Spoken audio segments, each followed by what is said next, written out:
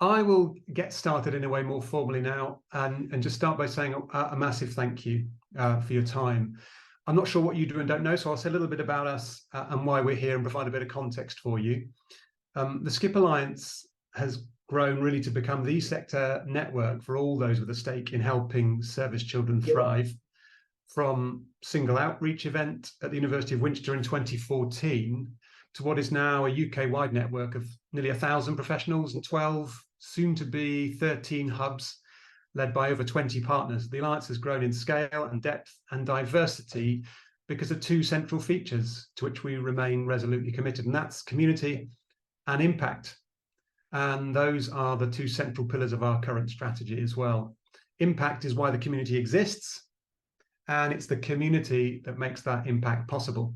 We want the full diversity of stakeholders supporting service children to be deeply and sustainably engaged in collaborative action on our shared vision of thriving lives for service children. That's our community goal.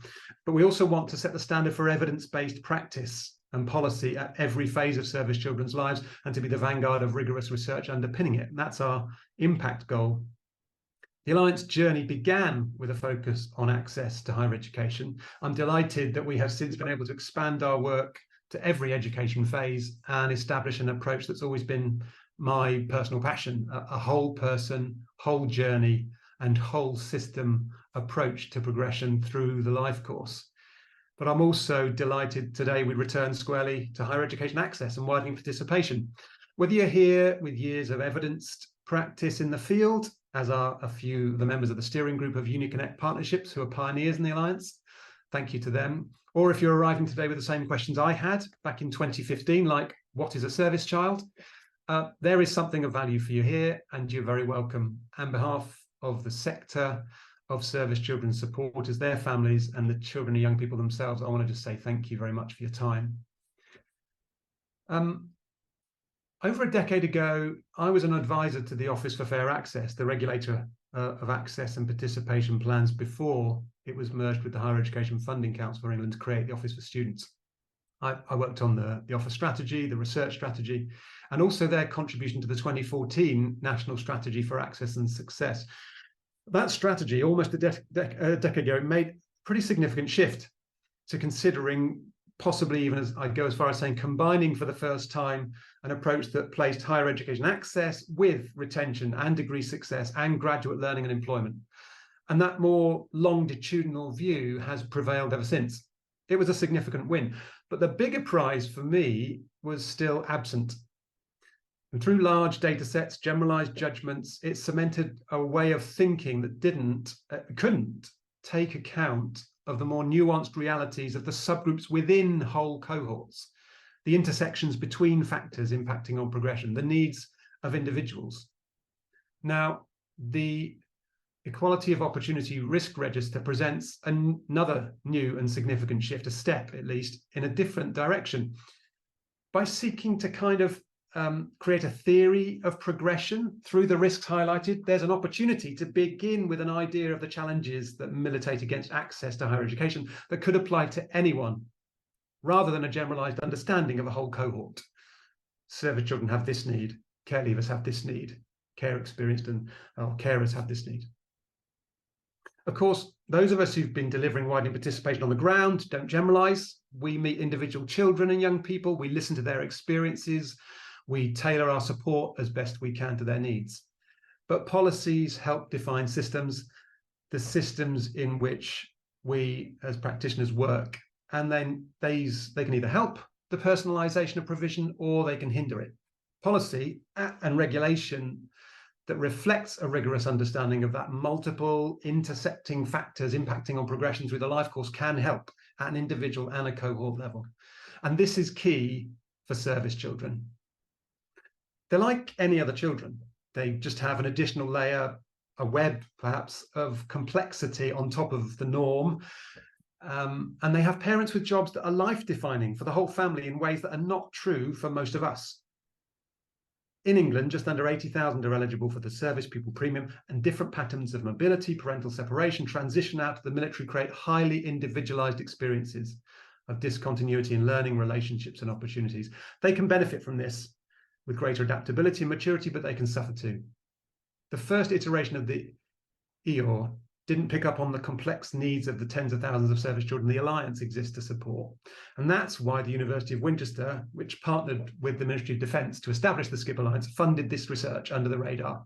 I'm hugely grateful to the Ministry of Defence for their continued partnership. I also want to thank John Blake and the team at the Office for Students, who have been open to the challenges we've raised and responded really generously. The research that Professor Graham Atherton and Dr. Liam Satchell have undertaken in Under the Radar has done what we hoped. It's filled a gap in the evidence base in relation to service children's higher education support. It makes well-founded recommendations that are both impactful and eminently doable. The OFS has invited us as a sector to contribute evidence to the continual enhancement of the EOR and to shared practice. And on behalf of service children, Under the Radar is our first response to that invitation. So thank you for making time to engage with the SCiP Alliance and this work. I'm delighted to hand over to Graham Atherton, who can share something of the perspective from NEON, who we're delighted to partner with in this. And a huge thanks to you for hosting the event and also to share the findings of the research Under the Radar. Thanks, Graham.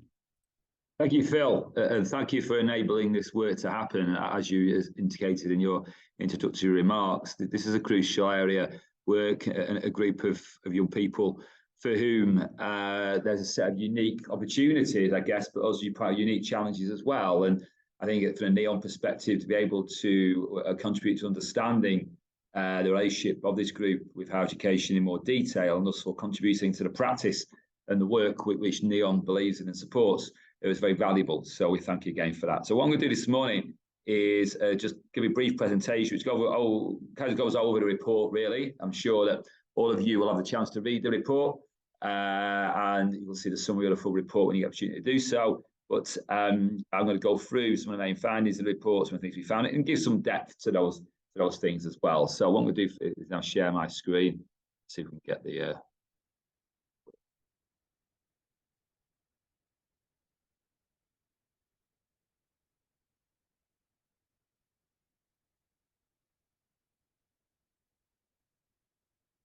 So, for those of you who are aware, I direct something called NEON, or the National Education Opportunities Network, which is a national organisation for widening access to higher education in the UK. We have over 150 organisations as members, over 100 higher education providers, and we were founded around 11 years ago. So we support providers in their work to both widen access and support success and progression for those learners from underrepresented groups. And I do that for professional development. We have an annual conference, and we take research and advocacy as well. So for NEON, I mean, again, we've long known Phil and worked with Phil, but this really is an important area of work for us to be engaged with, and important, more crucially important for our members as well. And many of our members, I can see on the call today, have been participating in this research as well. And it's really in supporting our members to think that we're being more impactful is really what NEON is all about. So the report, as you see, was launched today, called Under the Radar, which I lead authored alongside Liam Satchell from the University of Winchester. And I'll talk about the report in a moment, but I guess we felt the report met a gap where there is for a greater overview of the understanding of the relationship between service children and higher education. We do live in a very information and data-driven space with access and success of progression work. So it's crucial, therefore, that when we want to understand an area of work, we do as thorough a job as we can in bringing together the available evidence, seeing where that leads us in terms of recommendations for future action. So the report's out today. It's available on the NEON website. I'm sure it'll make fantastic weekend reading for you all as you approach the half term for me, many for all of you. So hopefully it's a chance for you to read. And also please feel free to disseminate the report amongst your colleagues as well, both within HE and outside other sectors and partners I know you work with in your activities. So in the presentation today, I'm going to go through three things essentially. Firstly, why we did the report.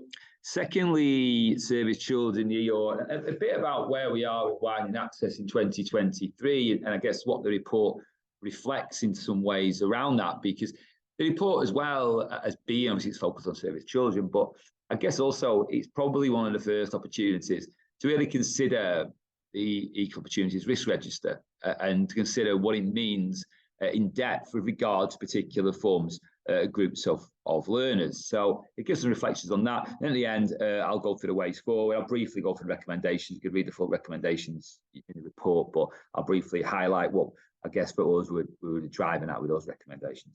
And also for those of you who get 1Key or 1KG, you'll see there's an article today about the report as well. It gives you a briefer perspective on it. Okay, so why the report? As Phil said, the recognition of service children. So who are service children? Well, SCiP have defined service children as a person whose parent or carer serves in regular armed forces or as a reservist, or has done at any point during the first 25 years of that person's life. So again, I think it's important to remember that the diversity and overlapping, interlocking relationships that shape the lives of service children, because we talk about regular armed forces, but we know the armed forces are quite distinct in their different branches, and that the role and position of parents within the organisation is very different. So, when we think of this as a grouping, as we know within that, it's very heterogeneous, as all groupings, I guess. The total number of reported pupils is around 80,000, quite a large number. I mean, if you look in the report, we kind of compare that to some other different groups of learners numerically that we think about within the education system. And there are more service children, there are for quite numbers of different ethnic groups. So if you look at comparative communities, which is numerically, there's quite a lot of service children. It's a minority, of course, but a significant minority as well. Quite a large number, I think. More than perhaps we might have expected. When we look at, okay, that's the background of service children, but when we got into this work, I mean, I'd say there's a little quote here. Now, we'll talk a bit about the EO in a moment, but the Equal Opportunities Risk Register, which your Office for Students has produced, was a piece of work that was produced by TASO, or Transforming Access and Student Outcomes. A lot of acronyms, isn't it, in this world? Which are an organisation which has been set up to support the production of evidence and data with regard to access and participation work. And they produced an overall report which looked at the overall picture with regards to access, success, and progression for different groups of learners. And where service children were concerned, there was one paragraph in the report, and this was it, which does suggest that service children are significantly underrepresented in HE compared to non-service children. However, it is very dated, and the UCAS data there is not data produced by UCAS, it's data produced by SCiP 6 years ago. Now, obviously, it was an overall summary report by TASO. Didn't have the opportunity or the time to be able to look in depth at all the different groupings of learners who are in the field of widening access, success, and progression work. So therefore, I guess that's where we felt there was a real gap as well, to add much more depth to what this summary report by TASO was able to do, given the constraints they had on their time and resources. So the Equal Opportunities Risk Register, or the EO, what is this thing? I mean, the Office for Students, I'm sure most of you on the call will know, is a regulator for higher education in England. They have responsibility for all issues related to access, opportunity, success, and progression across the over 400 higher education providers in England. It's quite a lot. I mean, probably around 120 or so are significantly large, and then you get quite a lot of quite small and specialist organisations. But the risk register was put in place, and I'm sure Esther will talk more about it later on, but was really there to really add to our understanding of what the risks were when it comes to shaping access and progression and success in higher education. Those different risks impacted upon different groups of learners to enable particularly higher education providers to be able to have this source of knowledge, and they go around producing what we'll talk about in a moment, their access and participation plans. As I say, launched in early 2023, it identifies 12 sector-wide risks. It's part of a new approach to regulating equality opportunity in higher education, and those providers, when they're writing their access and participation plans, which we'll come to in a moment, are expected to consider the EO, and they do so. So we've got this risk register. It has the kind of risks that affect a student's opportunity to access and succeed in HE.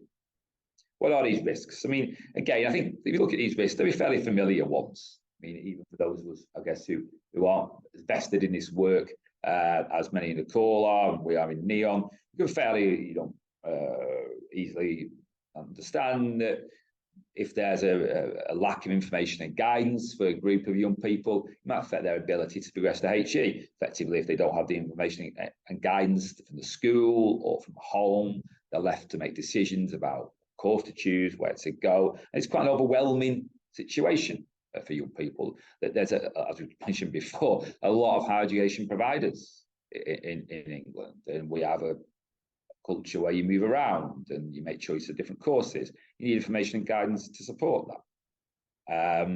Again, perception of higher education. The work of access is widening access work is built around the idea that there are some groups who have a perception of higher education, which is grounded from their community and family and understanding, and others don't have that same perception. And many of us, for first hand, will know in the call that we were the first in our families to go to higher education and didn't have that ground, that background. So the risks, I'm not saying there's nothing we don't understand, but bringing them all together in that way is a unique approach that we've done in this way before. And later on, you talk about issues of the coronavirus, again, the ongoing impact of COVID as well. We have these 12 risks anyway that are presented in the EO. What we do then have is the groups affected by these risks. So overall, there are around 43 groups, 43 subgroups in the EO, different groups affected by different risks. And what's interesting as well, I guess, I said before, is there's some groups, such as the first two there, who haven't really appeared so much within the widening access and success and progression world of activity much before. Now they are making their appearance, I guess, through the EO. So these risks, quite a large number of groups. So what does the report itself do? That's the background. So we've got this group of service children. They're fairly large. We'll talk about the challenges in a moment. And we've got this new move forward in the area of access and participation work called the EO, where the regulators set out a number of risks, asking providers to be aware of when they submit these annual plans. So quite an important change in the approach. What have we done? We've done a number of things. We looked at the evidence on educational progression and achievement, the evidence on HE participation, consulted, we analysed these access and participation plans, and looked at some of the data and distribution of service children across England. So what does that show us? What's come out through this piece of work? Okay. Firstly, let's look at the challenges that service children face. There's two particular twin challenges. There are more, I guess. The two twin ones that set service children apart a little bit from non-service children are mobility and separation. They're more likely to move schools than in their schooling career than non-service children. I find this table very interesting because it actually shows you overall the impact on young people of moving schools. What it shows you is the quite impact. Just one move in a school for any young person, be that service or non-service, you can see in the second side of the table, leads to a significant reduction in the percentage of those pupils achieving English and maths grades 5 to 9. So you see there for 2021, for a service child, if they move schools, one school move reduces their down to a reduction there in the percentage achieving English and maths 5 to 9. With one move down to 28 from 52%. So a big move. It brings home to you the impact on moving schools has on young people. And what we see is that service children are more likely than non-service children to move schools. So yeah, very interesting. It's a minority of service children who move schools, but still a significant impact on their educational achievement progression. The next real impact is separation. The nature of service life means that serving parents are more likely, not all serving parents, are more likely to have spent significant periods of time away from their family, undertaking activities which can, but not always, have a significant level of risk to them. And also, these activities also can be ones that imply that the ability to have regular contact, for instance, with the family is restricted. So it's not as if one's going away for a period and is able to contact regularly. They can be different because of the nature of the work. And we've got some quotes here from quite a lot of research being done outside, essentially, of the particular widening access field that looks at the impact of separation. And you can see the struggle and impact on young people, on their well-being, their mental health, their overall transition to adulthood, if you like, of separation. These two twin challenges, mobility and separation, present a unique set of a scenario in which young people from service children, their transition through schooling, their progression to adulthood. The final issue here is location as well. What we see here is our analysis of the Department of Education data showed three particular things. That service children are both clustered in certain areas and also spread thinly. So the majority of service children are found in particular parts of the country. Over 50% are found in 8% of local authorities, particularly near where there are military facilities. However, the rest are spread very thinly across. So most commonly, there was only one service child in a school at primary level, for instance. And 40% of the secondary schools only one children will service child. So they often are either clustered all together, or perhaps the only young person in that school for whom their parents are, one of their parents, both, is involved in service. So this therefore means that it's a challenge for schools there in providing that support for them. Because of course, we need challenges for schools, as we know, are resource challenged, their ability to support learners in progression to education or progression through and out of school. What do we know about higher education progression? We mentioned some data earlier on about the gap between service children and non-service children in terms of HE progression. However, that research is quite dated. This is more recent research. Now it shows you a gap. It's a small gap, we can see, but it's a small and slightly growing gap. And it's a gap. And it's a gap that has really been picked up on in the TASER report we mentioned earlier on with more recent data. This data taken from the Department of Education, by the way. A small but growing gap in terms of higher education progression between service children and non-service children. Now let's move on to what we also found about access and participation plans. Access and participation plans are an annual document higher education providers have to produce, outlines their work on equality of opportunity for underrepresented groups to access and succeed to progress in higher education. It's a very important document, a strategic document. It outlines what that commitment of that institution or organisation is and how it will take that commitment forward. It's a key part of what universities and education providers have to do in their relationship with regulators' office for students. New plans are being submitted to reflect the new approach, reflect the EO's existence, etc., over this and next year. This is an important time because these plans will structure work for the next 5 years. We analysed these plans and found that 3/4 don't reference any existing work or intended work with service children. Now, again, that is, we were not entirely surprised by that. There's a lot of other groups that universities have to focus on. We obviously like it to be far more. We're driving there to be more. Well, I guess it was slightly concerned about particularly, whereas there's been a slight decline since the last analysis that SCiP commissioned on this issue 3 years ago. So there hasn't been that development and growth in the relationship that universities have with service children in terms of APPs. What we see here is a little breakdown in that analysis. So we have 58% making no mention, 70% mention stating that no data is needed, 25% describing some form of work or intended work. So there's some way to go here if we are indeed to get education providers to be able to reflect the need to support service children to progress to higher education in their strategic documents.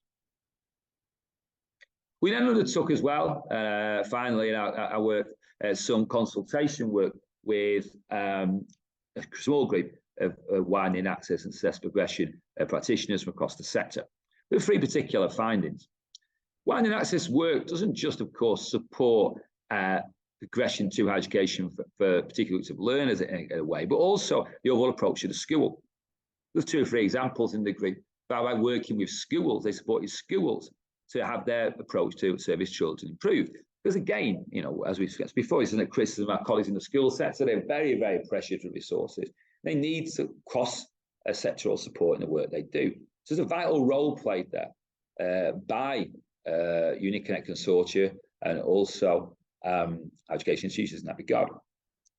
It's a difficult area. as one participant pointed out, it's not considered as high a priority as some other categories at institutional level. So there's a challenge there. And finally, one of the main worries is the absence of service children in this new EO will make it even more difficult for those who want to take this agenda forward to secure that commitment from higher education providers, because they're not explicit within the new EO. So it's a challenge.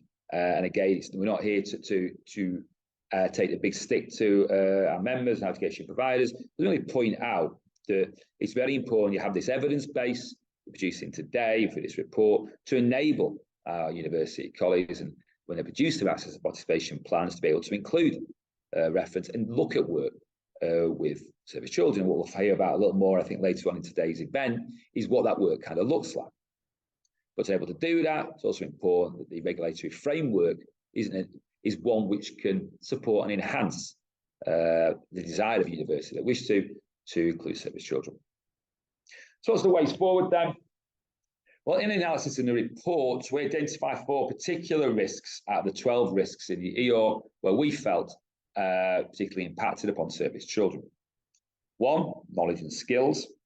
The ability to develop the knowledge and skills required to be accepted onto HE courses is affected, impacted by the unique challenges that service children face. There's mobility, separation, and their individual nature within a large school context. Information and guidance, particularly as well, again, the ability of schools and others to offer that bespoke information and guidance is very difficult, particularly when you see that huge spread across the country I mentioned earlier on. Often the service child is the only one in a particular school. Perception of higher education, again, those perceptions may be truncated and affected by, indeed, the unique challenges service children face. Limited course of choice type of delivery mode, because again, even then we see that ability to apply on the third one, by the way, then we see an APP challenge. Because we're not seeing that support across the sector for service children. They perceive, of course, remember, we also have to recall that, for those who know, that the OFS has asked providers to include upon their websites and other sorts of information, more summarised information with regard to their access and participation work. If service children do not see that there, like if any group, you do not see yourself in that institution, just like to apply. And limited choice, of course, type of delivery mode. We put forward 10 recommendations. I won't go through in detail every single one. It is our view, on the basis of the evidence produced in this report, NEON's view, that there's a case for updating the EO. We'd like to work and support colleagues from the OFS in that discussion. The methodology underlying the construction of the EO is very interesting. And I think that there's lots to be gained, or we found a lot to be gained by really delving into the EO and how it's been put together and what it means for particular groups. And it's our view again at NEON that I think there's a lot of value in having these open conversations. I'm sure the OFS are keen to do about the methodology to help all the sector understand how the EO works and get the most value from this new and important tool. Establish a role for UniConnect partnerships. It's a key role. There's a lot of colleagues on the UniConnect partnerships, UniConnect program in the call today, I know. And this work, like much of the of the widening access field, lends itself to collaboration uniquely. And I think particularly when you have small groups of learners distributed across a geographical area, it makes sense to try and put together a collaborative means of supporting them. But of course, difficulties there is that we know UniConnect's only got guaranteed funding till next year. So particular really is a role for considering where the most impact that UniConnect can have, but of course making sure that UniConnect's there to make that impact. Strengthening guidance for access participation plans submitted in 2024. It's the case that only a quarter of access and participation plans feature service children. We don't believe that's enough. Data and information. I think there's lots to do here. I won't go through each recommendation there in detail, but particularly I think there's more to be done in understanding, for instance, the divisions within service children grouping. The intersections of disadvantage as we describe them in this field. What is intersection between socio-economic background and service children's lives and progression? We know that there are differences within the force of the military sector, in terms of occupational differences. Maybe they will intersect, as well as differences by ethnic group and disability, etc., with service children. Understanding that's crucial. Understanding as well, of course, more about the solution of service children at Key Stage 5 Level 3. We felt the data is available at 16, but beyond 16, what's happening? And that's really, really important, of course, for our education institutions and providers, understanding where to build those crucial connections which drive forward access and participation. That's the end of the presentation. Happy to take any questions. And as I'll say at the end, we're looking forward to this being the first step, and might not the end step, in this work that Neon and SCiP can do together in taking forward this crucial agenda. So thank you. Thank you so much, Graham, for that, going through the report there. You'll have seen as well from the chat that the report itself is available if you want to delve into that in more detail from both the Neon and the SCiP Alliance websites. There have been a few questions here posed. Some of them may relate better to the panel, or to you. And if there's things about the Alliance itself, I can certainly step in and try and answer those. But Graham, there's a few things here on different things. One of the points I know comes up in the report, actually, somebody's asking, this is Caspian Robson, about if there's a distinction between the children of officers and the children of non-officers. And you cover in the report some work, kind of the lack of work in that area, actually. Yeah, I think this is, we finished off a little bit in the presentation talking about data. And there is actually some research quoted in the report, which is the first detailed work actually done for many years, not looking at all the armed forces, but looking at the Navy, trying to understand something about the socio-economic distinctions within that branch of the military. That there isn't that kind of quantitative information available. There is quite a lot of work done in this field, but some it's more qualitative. So I'm not aware of any quantitative data that's done that really looks at the differences between those of officers or non-officers were within that. And again, of course, I think it's valuable. We have the data overall, I guess, by service children, non-service children, but we weren't aware of any data that really delved into that, particularly those things like HC progression or educational attainment.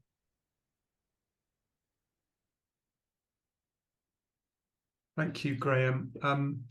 Just another comment here from, I think it's Charmian Hickman from Armed Forces Education Trust. Thank you, Charmian. About asking if there are any statistics that show the proportion of service children going into the forces post-school compared to the national average.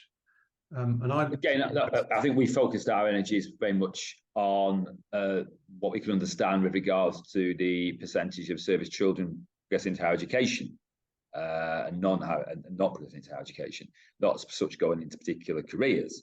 I mean, perhaps colleagues who are based within and in the free services, perhaps in the panel discussion later on, may be able to share what particular data that each service may have with regards to progression in from those, again, whose parents were also serving within military backgrounds. Thank you, Graham. That's really, really kind. And also, again, this might well be for the panel later, different colleagues may have a perspective on this, but Claire Rutherford's asking if you think it may be young adults don't see themselves as service children once they've left. But I know that Anne Chappelle has responded in the chat, which is really helpful. Thank you, Anne. Anna's leading work in this field, based at Brunel, talking about service children in HE. Some of the only work that's gone on in that field actually so far.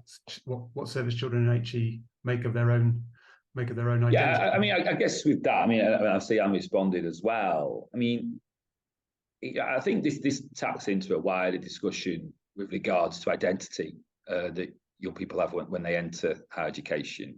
And, you know, it'd be my view that if you have, lived your life and how you're transitioned to adult in this way, it's been impacted on by the fact that one of your parents or both your parents served in the military, those identities don't leave you when you enter higher education. It's like your class backgrounds that leave you. We just don't like talking about it in higher education.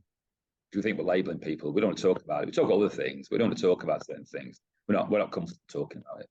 I mean, yeah, you can talk about labels and stuff, but you're not going to enter higher education and forget the fact that you can talk about these things, for instance, for young people up to 18, and then 3 months later they enter, they don't have any identities.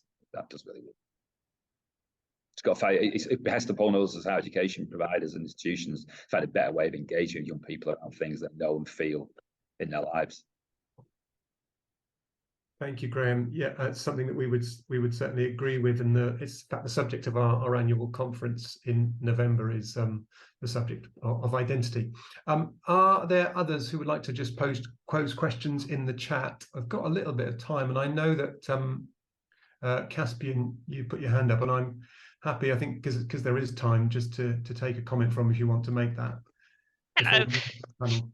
Hello, everybody. Sorry, I just wanted to pop in and kind of follow up on my point. I was the one who posted the massive screed about the differential between kind of the officers' background students and the ones who are kind of non-officer.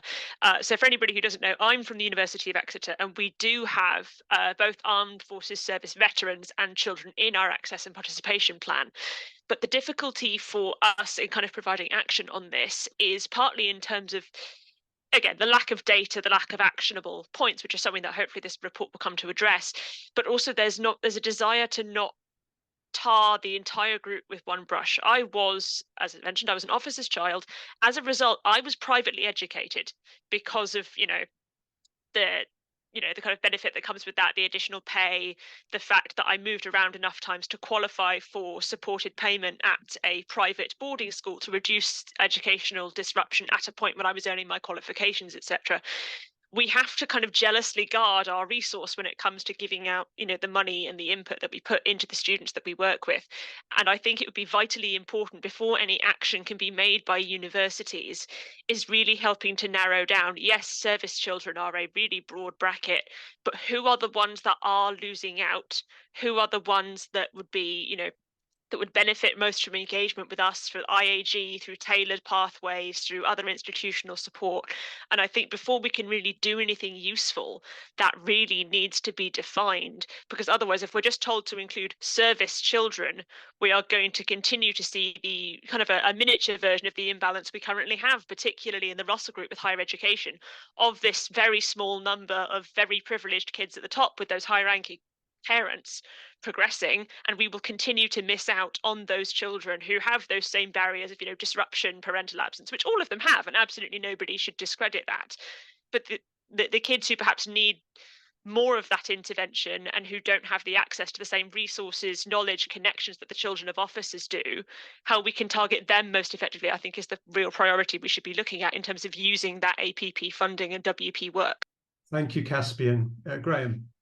Yeah, no, I think those are excellent points, very excellent points. I mean, I think that, how would you tackle that? I mean, looking at it, I guess, in an overall data sense, I think we've made progress in the sense that UCAS now have a service children marker.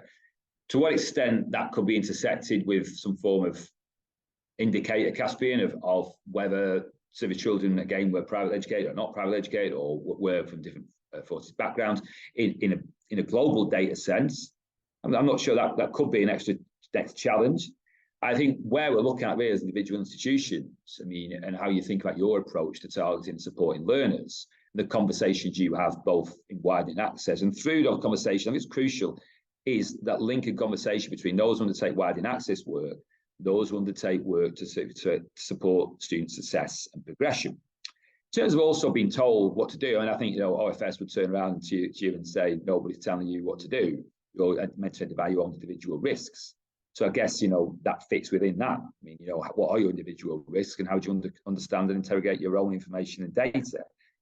Because we are talking again about a nuanced form of data collection.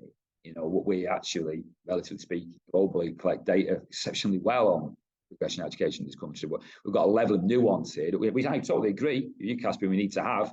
But I think this is possibly a game where SCiP has a really crucial role to play in instigating those conversations across the sector and how we actually deal with these challenges, because they are tough ones, Caspian. I entirely agree with your points.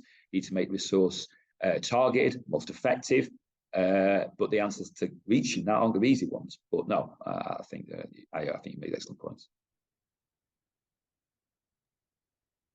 Thank you, Graham. That's really kind. Anne, if you have a very short comment or point to make, then please do that now, and then we'll move on to the panel. Thank you. I agree with all of those things that I've said, of course. I think the other thing, though, that's really interesting here is that if we go for the simple grouping, the officer status versus non, for example, what we don't take account of is those at different points and different stages whose parent may indeed have been promoted, because that notion of officer status is also something that changes over time. And I think all I wanted to say really, Phil, was this goes back to that point that we've been making in our work and that you made in the introduction, which is we really do need to get to the nuanced heart of some of this. Because even when you look at more nuanced data sets, without the stories that sit underneath those, this really is a group we will never properly understand, because the high-level data sets and even the mid-level data sets need the support of the stories that go with them, because it's all so complex. And Caspian, your example there, I thought was a really, really good one, because your experience as a military child is different to the one I had as a military child. And I think that's really important and really at the heart of this. So this is such a great discussion. Thank you. Just like chip in before we finish. I think excellent points, Dan. Again, I'm enjoying your expertise in this area. I'd say one particular thing to finish though, and I think this is probably something that, from widening access perspective, we've probably been battling, using with a mantra, I guess, or should use the mantra for over 20 years. Don't let the perfect be the enemy of the good. Because the fact that we do have challenges with regards to how we understand particular groupings, understand their progression, that can be seen as a barrier. If we don't have that, don't include it in your APP. Look at those APPs. Somebody, we can't do anything because we don't have the data.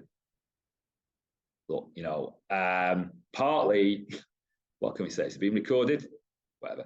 When you're writing APPs, when you write these documents, partly looking at things not to include. It's like marking an essay. You actually look to start the essay. How can I not give this person full marks? How can I find out where they've not done perfectly from the start? These things happen. So again, it's really important. I'm not conscious of my point. I think both your points are really important. I think we have to target resource, but we also have to drive forward with what we do know, and how what we know can be used to ensure that as far as possible, we get engagement across the sector. Without that initial engagement, the conversations don't happen, which will allow ourselves to move forward on the issues that Anne and Caspian raised very well for us, I thought, in that discussion. I'll leave it there, Phil, so we get your panel to go to. Thanks very much, Graham, again for the research, and also for those questions and comments. As Graham said, the conversation itself is the starting point for this. So I'm really pleased that we're doing this today. Let's move on to our panel discussion. So thanks again to our four panelists: Esther Fisher from the Office for Students. Russell Collier was due to join us from the Ministry of Defence, but unfortunately done himself some injury, so he can't be here. But I'm really pleased that his colleague, Deborah Barton, is coming in his place. I'm not going to put her on the spot because she's coming at a very, very late notice. So she'll have opportunity to comment, of course, but I'm not expecting her just to fill in everything except that Russell might have said if he were here. But do as you please, Deborah. Claire O'Neill is the head of the Southern Universities Network. We've worked with the Southern University Network for a long time now, and they've been significant partners for us. Not just, I think, because of Hampshire's very large number of service children, not just Hampshire, in fact, Hampshire, Dorset, Isle of Wight, etc. It'd be very difficult to find a secondary school in that area that didn't have a service child. That's what the data tells us. So they're obvious partners, but they've also been, very generous partners. And also Sarah Harder-Collins is the head of participation and success at the University of Winchester, that leads the Alliance and in partnership with the Ministry of Defence. And it's and she's been around there since we did that initial work in 2014 that started all this trouble. So thank you very much to all of you. I'll go to you first, Esther, if you want to just take up to 4 or 5 minutes to share your reflections in response to the research, as well as any other comments you want to make.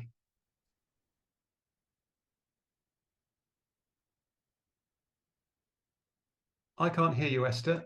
Is that a problem for anybody else? You're definitely not on mute. I can see that. We'll come back to you, Esther. See if you can find out what the problem is there, and we'll return to you in a moment. Claire, can we come to you next then? Yes, you can. Hello. Hi. Can I apologise for my gravelly voice? I've been struck with a cold, so I shall try not to splutter too much. So as Phil says, I'm Claire O'Neill, so I'm head of the Southern Universities Network, and we're a partnership with the 6 universities, which include Winchester, so Oxford University, Bournemouth, Solent, Southampton and Portsmouth as well, who deliver that UniConnect programme, which is funded by the Office of Students. And that's all about improving progression onto level 4 studies. So that's university and sort of higher apprenticeships, sort of post-18. And it's for young people who currently have low progression rates based on where they live or particular underrepresented groups at university, so of which obviously service children is one. And as Phil says, we cover Dorset, Hampshire and the Isle of Wight. I think obviously I've had a sight on the report in advance of today. I think it's a really excellent piece of work. I don't just say that because Sun is cited. There's a bit of good practice in there, but it really lays out the landscape, I think, of where we are with service children progressing onto university in particular. And I think even though, as Phil says, that we've worked with SCiP for a number of years, I think even just seeing some of the statistics that, you know, that are in the report and that Graham has popped up today, I think are really quite shocking as the gaps in attainment and as well as progression when compared to their peers. And as Phil says, you know, Hampshire is one of the regions that's got the largest number of service children in primary and secondary school, and often made up of only that handful of school of students. And I think that really gets to the crux of the matter, that that's often mirrored throughout the education system, including higher education. So the challenge for universities when looking at those focus areas for their access and participation plans is that that small cohort is amongst thousands. Like, why would a university target that group in particular when they have very large populations of other underrepresented groups, say, for example, students with disabilities? So, and I think it's also referenced in some of the comments that Graham put up about, is that one passionate member of staff, and I've seen this time and again with our work with schools and colleges as well, who in my experience often is either was that service child, or they're a partner of someone who's in the services, or they have served themselves, and then they end up becoming the advocate for this group and drive support. But of course, that's where the gaps are happening, because if an institution hasn't got that passionate person, then no one's doing that. There's a lack of consistency because that passionate person might have been in school, but isn't there in college or the university, or is in college and not at the university. And to be honest, that isn't good enough, because obviously when that passionate person moves on, then it suddenly drops off the radar again. So within Sun, we do a lot of work around resilience and providing and supporting others to provide that support network for young people, no matter what their circumstances. And often I've been told, oh, well, we don't work with that group of young people because they do all right in our institution and they're just not high enough priority. And, oh, we've got loads of support there and it's available, you know, they can access it. But linking to the comments that Catherine just made in that discussion, you know, with any segmentation of any particular group, it isn't about every child within that area needing additional support or not achieving their potential or having a negative experience. And lots of young people thrive, but it is a risk factor, and that's been identified in multiple research. And it isn't causal, but it is cumulative. And I think that's illustrated within the example that Graham used about the high impact mobility has on students. And I've never really understood, and I talk from being the point of view of being a secondary school teacher and then working in education outreach in various fields for like 20 odd years, I don't really understand why we take such a risk with our young people's education, why we assume that they're just going to be okay with the support available, and that support is reactive. So it waits until it's all gone wrong rather than being proactive. I think there's real opportunity with recommendations within this report to be proactive with that support. So to not wait until a young person is starting to struggle, by which time often it's too late. I do think we have to acknowledge there's limitations of staffing and budget for individual universities to do this on their own. And I think obviously, you know, the whole nature of the UniCap programme is collaboration. And at some, for example, which is mentioned in the report, we deliver an accredited CBT, which is an introduction to supporting service children in schools based on the Thriving Lives toolkits, which we developed in partnership with SCiP, and we deliver it virtually. So by that nature, it can be national. But then we've also gone on to do train the trainer programmes to enable other UniCap partnerships to do this. You know, and that's just one example of where actually working collaboratively, we can perhaps support on a regional basis, where actually then you're looking at those significant numbers. You know, for Hampshire, I think we just under 9,000 students in our area, rather than that burden weighing on one individual institution. But I do think, you know, I think this report really sort of neatly summarises up, and Phil's heard me talk before about actually when people kind of go, oh, well, it's such a small population of students, so, you know, so why are we sort of focusing on them rather than someone else? But actually the experiences of them, though the service children is very, as Phil said, very complex and layered with lots of different aspects, so high mobility, potentially being young carers, all those different things. But that disrupted education, for example, that is not unique just to that group of students. There are support that can be put in place that then would work for other groups of students. They're probably support that you're already doing for some underrepresented groups that actually could sort of track across to this area. And I think that's why it's so important that it gets sort of recognised on the EOR, as well as also, you know, sort of doing it probably collaboratively and sharing that good practice. Thank you so much, Claire, for that really, really good summary of some of the stuff you're doing, as well as some of the important nuances about how to approach this group, but not just this group, other groups as well. Let me just remind you all to take the opportunity to think about questions you might want to pose to the panel. We're going to have a good chunk of time to do that before we close today. You will have heard already from Claire, so you've got people here who have an experience of, it's particularly around collaborative work and the power of collaboration to deliver outcomes.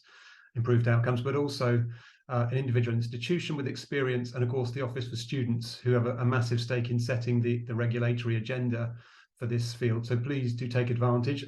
Deborah from the Ministry of Defence will be able to tell you what the Ministry of Defence, why the Ministry of Defence cares about this. There is a significant document in the UK Armed Forces Family Strategy that directs their work. So there are people here who are, ready and able to help you respond to the challenges you have. So please pose those questions in the chat, and we'll pick them up at the end. I'll come back to you now, Esther. Thank you for trying again. How's that working? Can you hear me this time round? Yes. Great. Okay, perfect. Thank you. So I'm a senior policy officer rather here at the OFS. I am, I hate to say it, responsible for the Equality of Opportunity Risk Register under John Blake, but I'm also part of the team that has been assessing Wave 1 access participation plans. So I hope to sort of give you a little bit of a perspective of both the EOR, the report, and sort of the use of the EOR in Wave 1. In 4 minutes. So as the report launched today has pointed out, service children were not specifically included in the EOR under any risk. They were included as a group of students that providers should consider, I think, using the terminology of armed forces students, but under the how to use the EOR page rather than under a specific risk. And I think, as Graham has rightly pointed out and Phil's pointed out, the inclusion of students under certain risk was evidence-based, and we're very much aware and accept that there are a number of student groups that weren't included under certain risks due to, at the time, a lack of evidence. So we're really grateful to Neon, to Phil, to the SCiP team, and everyone involved for this report today that builds on the evidence base that's out there. And I will come back around to the report itself shortly, but I just wanted to give a brief overview of interim findings from Wave 1 before thinking about Wave 2. A large caveat here is that we are still in the process of assessing and finalising our assessments of Wave 1 plans. The analysis that we've done to date is very much interim, based on the first submissions of plans as opposed to the final plans as they are, because they haven't yet necessarily been finalised. So any information I give is therefore subject to change as the content of plans does shift between those first and final submissions. But hopefully it won't shift so much that the information is completely defunct.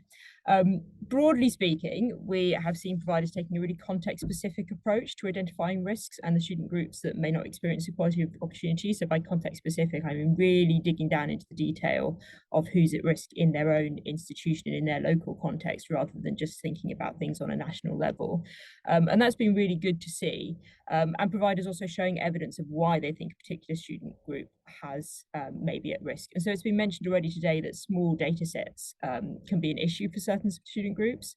And providers have approached this in a number of ways. So many Wave 1 providers have sort of either taken the lack of data set and gone to the EOR instead as a source, and then undertaken research with their existing students, reaching out to local communities, institutional staff to better understand whether that specific student group are experiencing a risk on campus or in access to university, and what risks and why they might be experiencing them. And through this, and some of you have echoed here today, kind of it's really important to note that the data tells us one story, but to really understand what's going on, we need to move beyond it where possible. So in specific relation to service children, the interim analysis does suggest that over a third of plans have mentioned them as a group for support of some kind, which I'm bad at maths, but I think that is a slight increase on the 2020 numbers, but we haven't done a full comparison yet. And so I'd be reluctant to say whether that numerical increase in providers actually represents an increase in the quality or quantity of the actual work being done. So that's something we can sort of look at once they've been finalised. But some things I've pulled out just from it is, it's interesting to note that the terminology that's being used still varies across plans. So we searched under the terms military service and armed forces in that analysis, and all three are being used kind of often interchangeably across the plans. So that's something just kind of to consider as it's come out of it. There is also a recognition in the plans that the students aren't necessarily appearing in data sets, but that they still may not be experiencing equality of opportunity. And in terms of the types of work that providers are mentioning, we have at least 2 mentions of Uni Connect partnerships.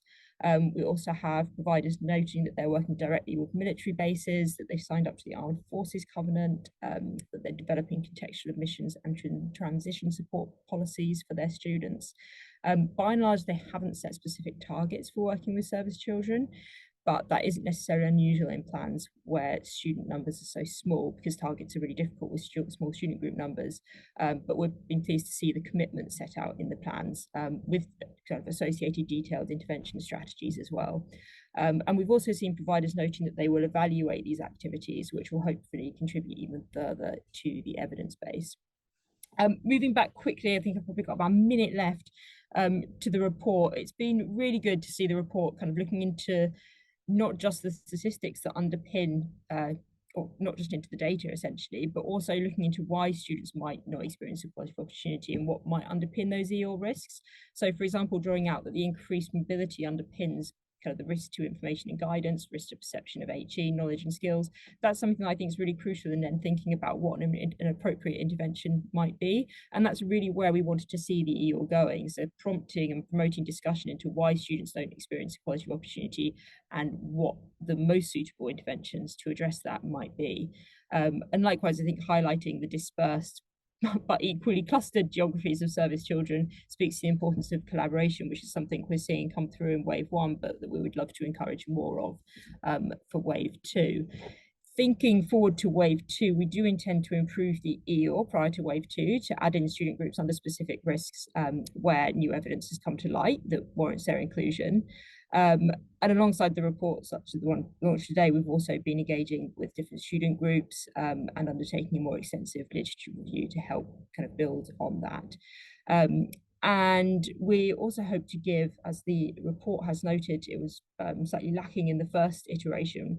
We also hope to give more detailed information on why we've included specific student groups under each risk.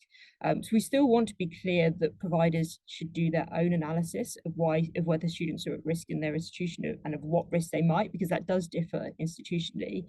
But we recognise that by us providing information on how we've done it, it will help with the kind of context-specific analysis too. And we will also be working to clarify the guidance that we're doing on including small student groups in plans. I think I've gone over 5 minutes, so I'll stop there because I'm aware that we might cover some of this in the Q&A afterwards. Thank you for being mindful of that, Esther. That's really kind. But also thank you for, in very short order, covering a few really key things I think that the colleagues here would be keen to hear. Let's move on then to Sarah. Hi all, so I'm Sarah Harder-Collins. I'm the Head of Participation and Success at the University of Winchester and the Chair of the SCiP Alliance Board.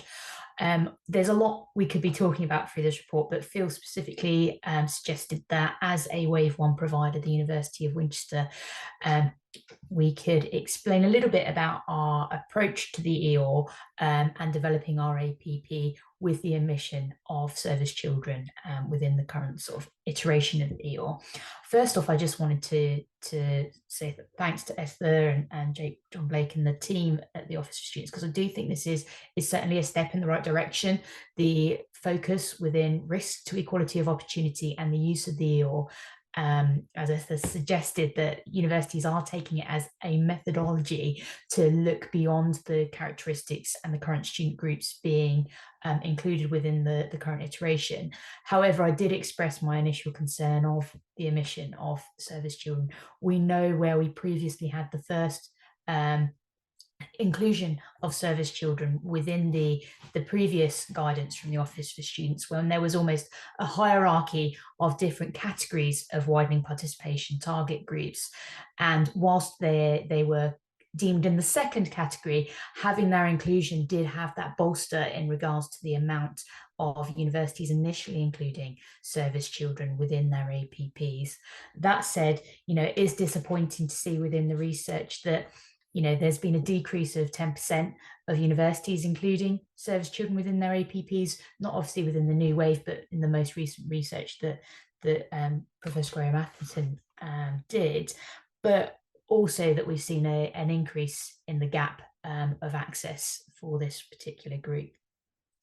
So with the university looking at this area, we without the inclusion of service children, we very much utilised the research that was out there suggesting service children obviously have high levels of mobility and separation, and the evidence that is around pre-16 attainment for these particular groups. We also utilised tools like the SCiP Alliance tool, which I put in there, the chat, the targeting tool, to evidence the locality needs that we have, and the number of service children, particularly within Hampshire, and why we should be addressing that alongside some of the collaborative work we do with the UniConnect partnership that Claire was detailing earlier. And it's fantastic to have the new inclusion of the UCAS tick box. At the time of a Wave 1 university writing our APP, we didn't have the full data, we just had the initial data for the January deadline, but we could, as a university, demonstrate how we had a high proportion of students who were applying to the university who were coming from service children background, and we had already introduced our own tick box upon enrolment, so we had some internal data too. So there are lots of ways essentially that universities outside of inclusion within the EOR can identify service children as a key target group, and we very much linked it to the focus within pre-16 attainment within one of our strategic interventions, and identified the work that the Service Children Progression Alliance was doing. Also, the fact that there's a strong evidence base already that the SCiP Alliance have developed around some of the activities to support service children within access, such as the Thriving Lives Toolkit and the Creative Forces Days as well. So there's a lot that universities can already be drawing upon, which is evidence-based, demonstrates that need to. So I very much encourage universities, regardless of the changes that are being made to the EOR, which I very much welcome. There is a lot that universities can use utilising this approach of risk to equality of opportunity in identifying service children as key target groups and including them within their new strategic interventions under the new APPs. So I'll leave it there. There's a lot more we could be saying, but hopefully that just gives an idea of how we've approached the new APP process, and how I think other universities could start to look at service children as a key target group within their APPs moving forward. Thank you very much, Sarah. That's a really kind and helpful summary of your work. I'll just, in a moment, give an opportunity for Deborah. I said I wouldn't put you on the spot, but there's an opportunity to say something about your impression, so do that. But let me just say again to anyone, you've got an opportunity here. There are people here who have written APPs and included service children. There are others who are helping a range of institutions collaborate to support service children. You've got the Office for Students here who are reviewing their guidance in preparation for Wave 2. So a really exciting and great opportunity to pose your questions and get advice. So what's the advice that you want from those practitioners? What do you want to know or need from the OFS to help you respond to this need? Just put your comments in the chat and we'll take those in just a moment. Deborah, is there anything you wanted to pitch in before we open it to questions? Thanks, Phil. Yeah, first of all, apologies that my boss, Russell, couldn't be here today. He's not very well, so lastminute.com, he asked me to stand in. So I'm delighted to be here. And it's, you know, I'd just like to, on behalf of the MOD, is to thank everybody for coming today and to hear about this. And to thank the research team, Graham and Liam and the team for actually putting it together, and also for SCiP for, you know, to bringing us all together to talk about this really interesting project. So we are a team of educationalists within the educational policy team, and we are under Defence People team, part of the Armed Forces Families and Safeguarding. So part of our role is to support families and children of our military personnel. The vehicle that we do that is our family strategy, which is a 10-year strategy which was launched a couple of years ago. And that really basically, it sets out our roadmap, if you like, for the next 10 years where we'd like to go. And part of that, it's really important that we start looking at the children of our armed forces personnel, because, you know, without our personnel, there is no armed forces. So we need to start looking at that. And I think it's really refreshing to see a publication such as this one that really raises the awareness at a different level about our service children, and it's promoting those discussions. We can't do what we need to do on our own. We need our colleagues and our friends and our stakeholders actually to help raise this awareness and start with the discussion. And I think that's what this piece of research is going to do. But more importantly, I think it's going to make a real impact, and it's going to have actions that will come out of it.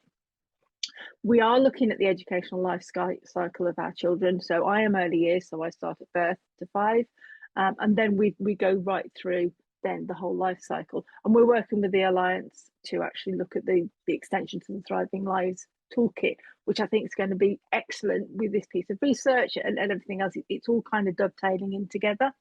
One of the things that really struck me with the research was it was the small numbers. We've talked a lot within our team about just because there aren't very many children, whatever their age is in a particular area, doesn't mean that they're not equally important, because of the nature of their mobility and with the deployment and how that impacts on the child's development. The small numbers do really matter. So to have that actually raised and to be there front and centre, I think it's going to help with that discussion so that we can really start to think, okay, then so just because it's a couple of children, it means that, you know, that it's going to have an impact on these children's life, I suppose, what I'm trying to say. In terms of, I think something was raised about the children missing out because of the fact that their education is disrupted. We do strongly recommend, and we're working really hard to make sure that at key stages of education, we keep children in school. So thinking about GCSEs, so that we do have an allowance that's available to families to keep them there. So when their family goes and are deployed maybe overseas, we can keep those children in a continuous education, so we can make sure that, you know, that's not going to be disrupted too much. So we're working on that. And going back to what, you know, what they were saying about the transfer into other groups, more often than not, certainly with the early years, educators are actually looking at different groups already.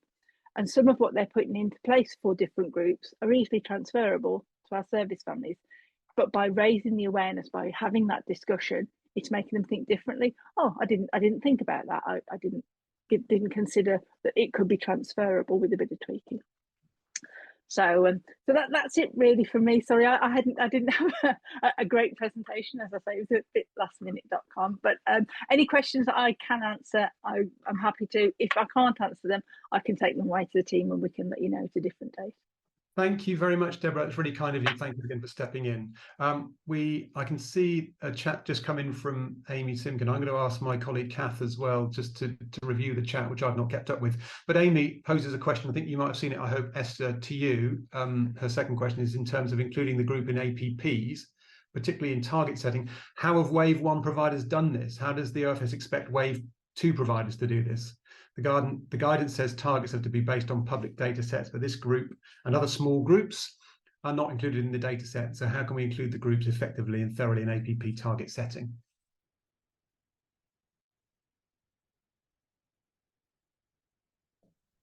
Okay, can you hear me?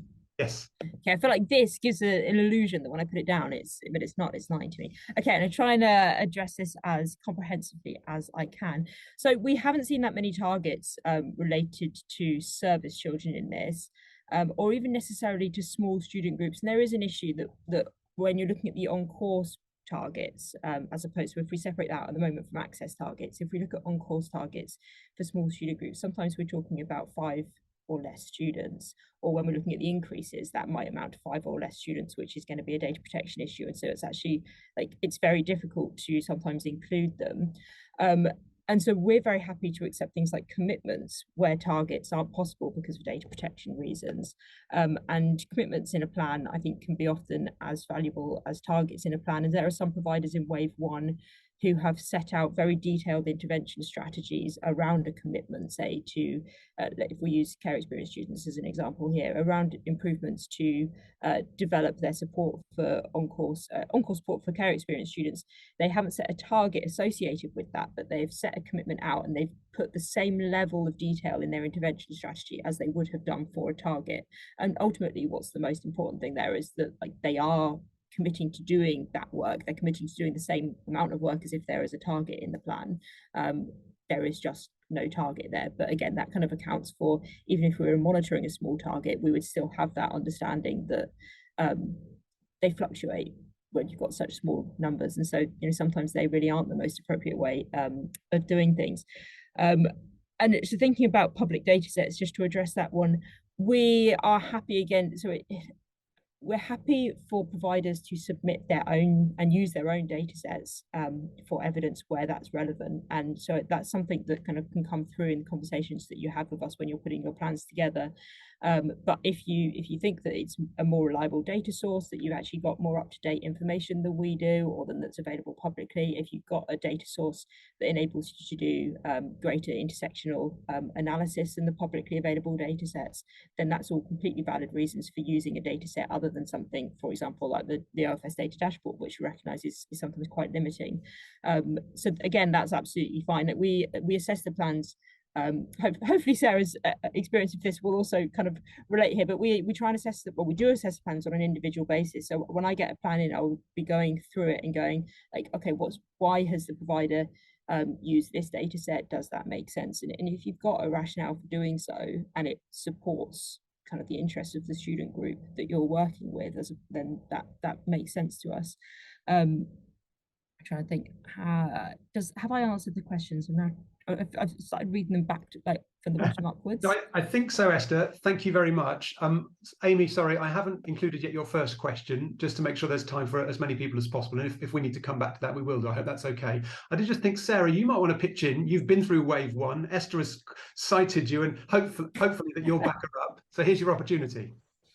Yeah, so I think I said a little bit within sort of my few minutes, and I've put a few things in the chat that might be of use as well. But essentially within our assessment of performance, for these particular target groups, we didn't have targets because, again, as Esther said, it's very difficult for that. But we had a very strong commitment and we included it within our strategic intervention.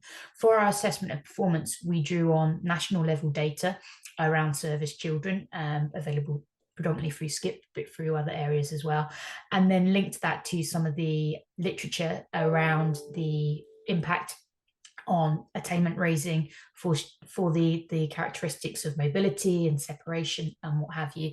And then we used the targeting tool to identify that we had a large proportion locally, and the UCAS tool and our own enrolment data to identify that we had a lot who were coming into the university specifically. We had no comeback on that, so I assume that we were doing the right thing. And I think that gave a very clear picture of why we identified service children and why we were working with them. So it wasn't reliant upon the OFS data dashboard and data sets, which a lot of the other WP target groups can't necessarily rely on either. So I think it's about giving that clear justification and drawing from multiple sources of data. And a lot of this isn't data analysis, it's just literature that is and evidence that is out there. Can I add to what Sarah said, just in response also to an earlier question? Is that all right? Yeah, go. So I think it was asked by, I can't remember, to be honest, whose name it was, but there was an earlier question about what counts as evidence in an APP. And I think this is relevant here, is that I think we often, and maybe our guidance doesn't help, and this is something we can work on for wave two, but I think we often kind of assume that by data we just mean, I'm going to get them mixed up here, but quantitative data from big data sets. Whereas I think data can sometimes and does sometimes need to be qualitative, and particularly where we're working with small student groups or those who've been excluded from research in the past, which we know that marginalised communities often are, or where we're working with students who are experiencing an emerging risk, and so in a new student group that are at risk, we know that there may not necessarily be the evidence base that exists for the student groups that have been, researched till kingdom come. And so I think I mentioned earlier, so Sarah's covered already kind of the broad range of data sources that would be acceptable, and absolutely agree with what she said there. And I think just to build on that, so I think there's always two steps to the assessment of performance process. One is identifying who might be at risk, and another is looking at why.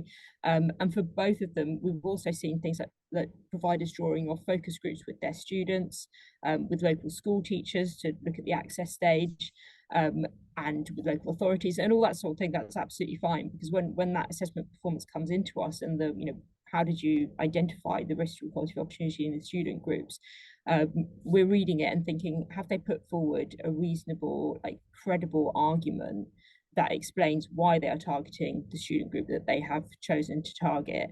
And if the evidence, I'm not going to try and work out here what counts as reasonable evidence or not, but I think we're all kind of aware as as professionals working in this area what does count, and yes, sometimes it does need to move away from the very strict data sets. And as we're increasingly asking providers to look at intersectional analyses that will draw on things like are they a commuter student as well as being a service child who's also in receipt of free school meals. Like, these are sorts of kind of the detail that we would like to be really getting down into, but that does need to start drawing off broader evidence sets.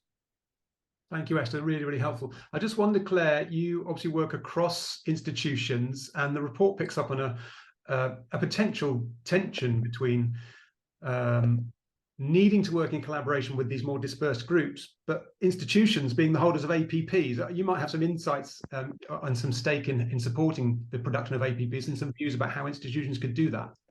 Yeah, I mean, I think it is. It's really interesting. I mean, actually, I think we're a bit unusual as a UniConnect partnerships. I think I've got 6 universities, and 3 went in wave 1, and 3 will be wave 2, which I think is a bit unusual because I think that hasn't been the case. There's other UniConnect partnerships that haven't gone in yet at all. I mean, I think actually it was a conversation we had back probably in January time where I was saying I'm a bit concerned because I think they are slipping off the radar, because I think everybody looked at their data of the students that they have there that are going to that sort of thing. And we know that obviously for underrepresented groups of students, they are often much more likely to go to a local institution and not travel very far away. So obviously, so then when we're looking at our 9,000 students, and I think is it sort of like 4,000 or something in secondary school education within Hampshire, then obviously it should be quite a high priority because we've got so many. But in reality, for somewhere, like Southampton, where I'm sat within, that actually might not be the case, that they are picking up many of those students that are coming here. It might be more of a case perhaps for Winchester or Portsmouth like that you've got a lot more perhaps local students. And I think then that comes back to the problem of, though they are these smaller groups, it's actually raising the profile or having it there to get them to even think about it. Because I think that's my concern, that it doesn't even though we can sit there and go, there's a huge proportion of students, service children in Hampshire, if it's not showing up in the data within the university themselves, and obviously now we've got the UCAS tick box, I think that may help. But I do think it's been a big gap that they potentially would look and go, well, I don't think that's a significant audience for us. We just haven't got that many, or the ones that we've got look like they're retaining, they look like they're going on, and that, and therefore it's not really something that we kind of need to worry about. And actually, because somebody asked about the tick box, about do they say on UCAS? Well, yes, they do, but it is like self-identifying, much like it's a similar problem we have for young carers. And I think actually there needs to be probably quite a bit of work into colleges, and ideally below that, to kind of say about why are we asking you to identify for this? Because the problem is obviously that often when people see that type of grouping, it's that there's a stigma there that they feel that, oh, if I tick that box, I'm going to be labelled. This is going to mean that, rather than realising, no, that means you might actually be proactively targeted for some support and you might be able to access a few more things. That unfortunately isn't kind of the system that we have in play, or how, I don't know how people's minds work. It's kind of actually, I can liken it a bit to free school meals. Often there's a massive problem. We've got a lot of FE colleges in Hampshire. There's a huge problem with young people not claiming free school meals when they're eligible at college, because they see it as a stigma and they just don't claim it, even though it's there, and obviously it would be sorted. So already then you're missing that. And it's the same for this, I think, and especially because we've got, again, a lot of mobility, obviously because of the system we have, that we haven't got many sixth forms, that they are leaving on to college, that often students will take that opportunity of going into college to go, I'm not going to tick that box, I'm not going to identify because I don't want to have that label, and going forward. And so I think it's almost like, because there's problems further down the chain, they're not necessarily going to present themselves when universities are looking at their apps, because by the time they've got to that point, they're not identifying and they don't know the numbers that are coming to them and things like that. So it's very hard for people to kind of really understand. And then obviously you've got somewhere like Winchester and a couple of other of our universities who are very passionate about this, so then have really proactively done it and gone out to find that evidence. And I just think when universities are pulled in so many different directions, this is just the gap that I'm worried about, that this is going to slip between, I think. Thank you, Claire. Yeah, that's really, really kind of you. Thank you very much. I'm just going to go to Kath. I've been trying to keep up with the chat, but might have missed something. Is there a particularly pertinent question that's in there that we could make space for in 1 or 2 minutes? I think the theme of the other ones really is identity. So, for example, Jenny talked about the application declaration, and that was answered by a few people in the chat, but I wonder whether the panel might want to comment a bit further on what we can do to make that work. I know you just mentioned that, Claire, but what other panel members think about that? Thank you, Kath. Really, really helpful. You're right. And it's a strong theme. Like I said before, the theme of our conference, we recognise how significant that is. Again, it might well be that's most important to the practitioners. Does somebody have a contribution they can make? A lot of people we've been trying to work out how do we get between the general identity of being a service child and the specific identity that an individual service child will have. A couple of service children themselves have commented in the chat about this. What do we do in practice?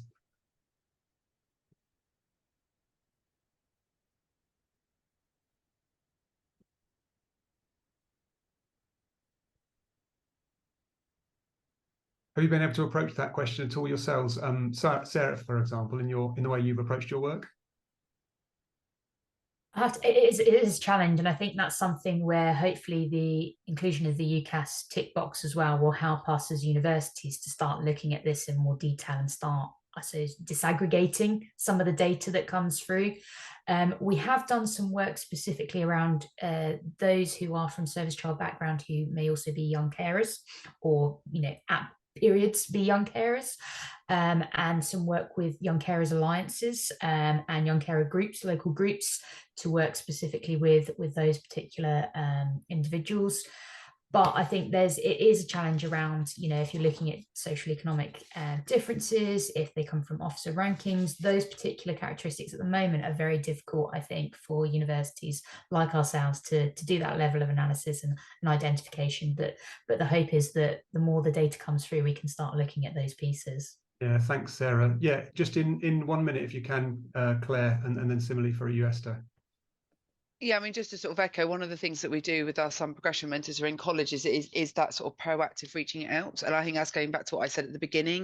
It's about not waiting to react to saying, well, the services are there, so they can access them, but actually proactively reaching out and sort of reaching out to those students at the beginning so they're aware of what is there. And actually, we had a talk from student finance last week for our summer progression mentors, and they said a massive issue for service children is not being put on the right thing for finance, that often they can look like they're international students because they were born abroad, but they've actually got a British passport, and straight away that's a barrier that then they're having to, like the MOD are having to write to vice chancellors and saying, no, that's a home student. But already that's a complication that a young person is facing in their first term of university or before they've even gone. That's what they're getting, and that's a barrier there. So there's some I think some quite easy steps you can do, but I think it's the thing about being proactive to kind of reaching out to them to explain why it's important we know this, because actually then we can help you with these other steps. Thanks very much. Yeah, thank you, Claire, for being quick. Yeah, Esther, quickly in closing, thank you. Yeah, so I think just to, A, echo what Claire said there in terms of kind of reaching out to students, but B, I think there will always be students who don't necessarily want to identify as coming from a specific group for some, whatever reason they've got. And I think that's where doing things like, and that's why I highlighted the kind of mobility thing as being something that come out of the report has really stood out for me. It's like that's an underlying risk that actually quite a lot of students, whether they're service children or not, will experience. And so I think that sometimes there are kind of other ways around it, rather than going, oh, you are a X, so you may be liable to be at risk of all these different things, which can sometimes be a little bit deficit framing. It's about just going, we may have students who have experienced mobility in their education, or what are the different things we can kind of work with local schools rather than working with the individual students. I just think like sometimes it's like taking that more like these are the issues that broad groups of students may face. It's difficult because it can be important both to dial down really into the detail of specific student groups, but equally then recognize that there are actually quite a lot of shared experiences, which is probably unhelpful. Thank you very much. Graham, let me just come back to you if you wanted to make a closing comment, having heard the discussion.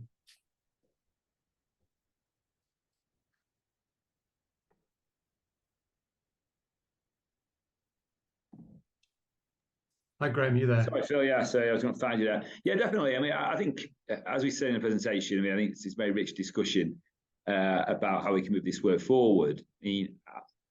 I think it's encouraging in a sense that that Esther identified some evidence of engagement from the initial wave of plans. But we are at an important time.